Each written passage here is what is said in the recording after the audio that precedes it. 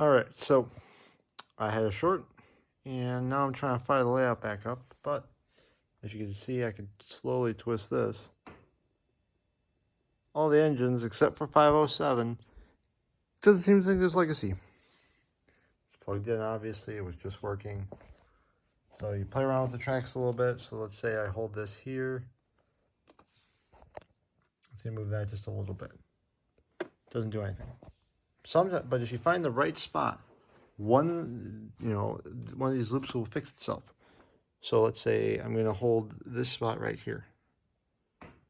So I'll hold it.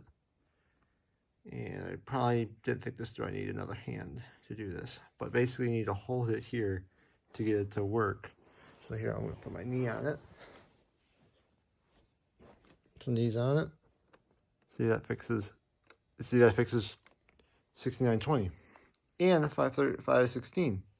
But 513 is being stubborn. It's usually the most stubborn of them all.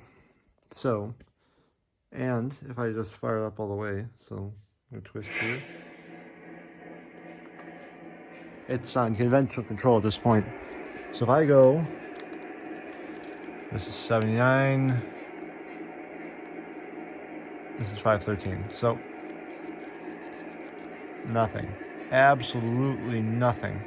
So, let's try it again.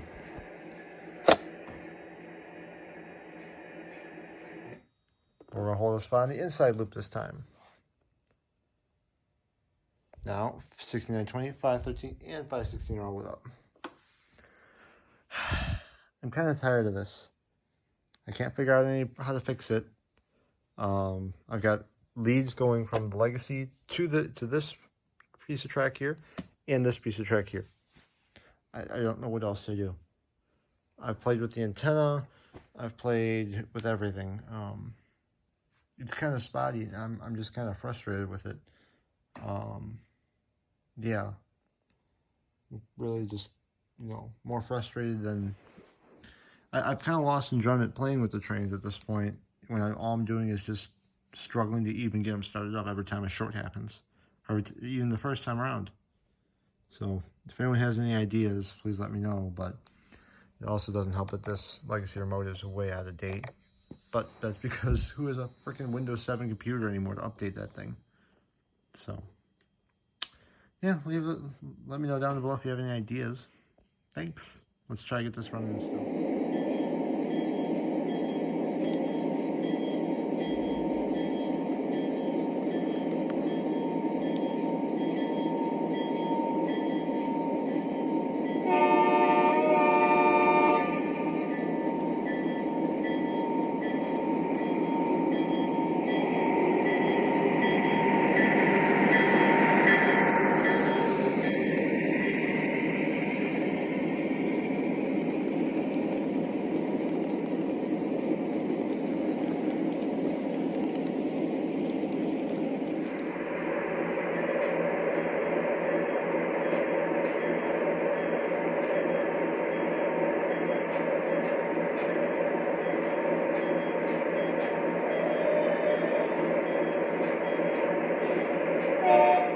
Another gripe, got everything running as you saw, but the SD60Es that Lionel made a few years ago, they are so low to the tracks that they short out on any high spot. So let me show you something. That is very minimal gap, and it's just shorted out on that ridge. But let's compare here. The gap is not much bigger on the ES44, but it doesn't scrape on anything. After the video, I'll show you guys the bottom of actually I'll show it to you right now, the bottom of the SD60. This one is not at all bad. I'll go get 911 that's inoperational because it lost 2 screws on the motor. That holds the motor down, but you can see the couple scrape marks there from the track. Let's go get the other one. So you can see where the center rail scratches along the bottom of this tank. This one is even lower to the tracks. That's why it's so much worse. Again, it's inoperational because one of the motors is not really connected because, yeah. So, trying to order parts, it just can't really figure out what screw I need to order. Lionel is very specific on their website, so yeah.